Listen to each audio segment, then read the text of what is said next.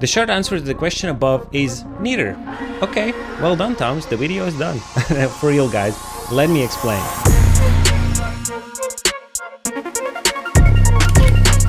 A7IV is an amazing camera. It's a freaking workhorse, and I'm not gonna mention all of its features because I'm pretty sure you've already done your research, but despite that it came out a couple of years ago, it actually does have some features that the A7C II doesn't have.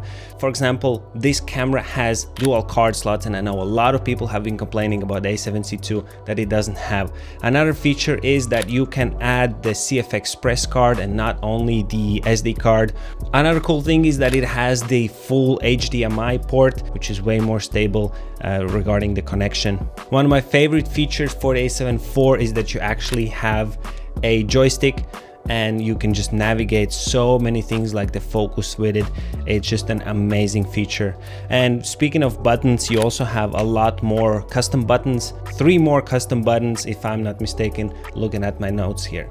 Another feature is that A7IV features faster mechanical shutter, which is 1/8,000 of a second, while the A7C II has only 1/4,000 of a second. However, you can still shoot 1/8,000 of a second also on A7C II. You just have to switch it into electronic shutter instead of mechanical one. A7IV also has better EVF, 3.69 million versus 2.36 million.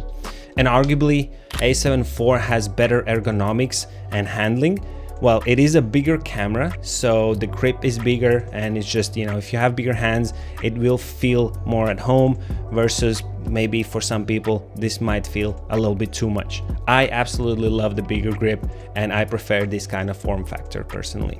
So another thing that A7IV has is a larger buffer, and as I was doing my research, it said about 828 raw frames that you can have on this one.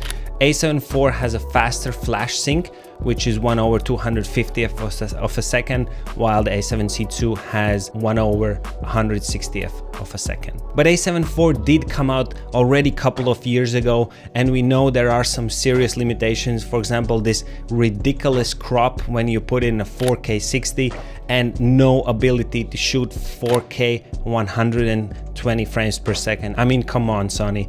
Even my APSC A6700 has that. So therefore, A7C II, being a newer camera, has some tricks upon its sleeve.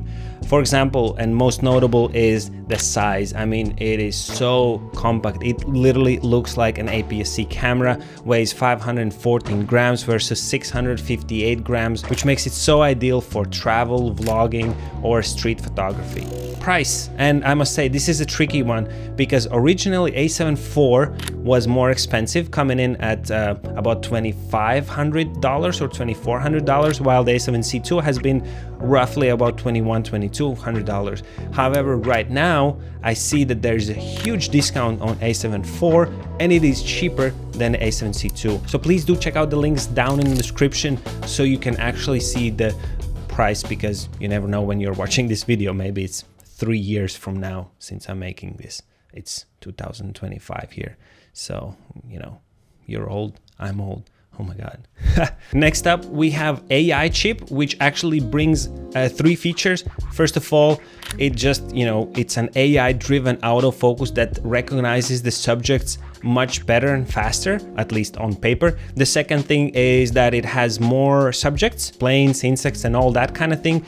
And lastly, you also have the auto framing, which the A7IV does not have. 2 more notable things. Stabilization. Both cameras obviously has the IBIS, however the A7C II features 7-stop IBIS versus A7IV 5.5 stops. So technically A7C II should be a lot more stable. Okay, and last but not least, the A7C II also has the time-lapse mode, where I think the only way you can record a time-lapse on A7IV is as a video. However, there are also 4 little things, little small things on A7C II that A7IV doesn't have. So for example, you can do log shooting, I don't think it's like a crazy feature because of course you can shoot in S-Log and all those profiles also in A7IV, but there's a special menu where you can select the log shooting for A7C2, and it actually brings another feature, which is that you can upload user LUTs, so you can add your own LUT right on the screen so you see exactly how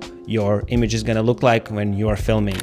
4K 30 frames per second streaming via the USB-C, and lastly there are a couple of updates on clear image zoom. And so to answer the question that I started this video with, why would I not choose either of these cameras? Let's start with A7C2. Well, first of all, what is the A7C2 really for? In my opinion, it's that perfect travel camera, and I took it to Japan and I had an absolutely amazing time with it, but nothing more. I don't see it as a professional camera, and you know, it is a full frame camera, but with that little small form factor, I'm not gonna rig it, I'm not gonna shoot crazy videos and all that stuff. For that, I think I will choose the workhorse, the A7IV instead. What would I recommend instead of the A7C2? I made a video about it, please do check it out. I'm a huge fan of APS-C cameras, and so I would recommend the A6700, and I think the A7C2 cannibalizes the A6700 a little bit. Now, why not A7IV? Well, it's outdated. It has been around already for a couple of years, and depending on when you're watching this video, the A7V is already coming out. Even if you don't have the budget for the A7V, I would say, you know, hold on a little bit and wait until the price drops even more for A7IV. If you don't want to get it new, where the price is already dropped significantly, the market is going to be full with used ones, so get it a little bit later. So that's why my answer was neither.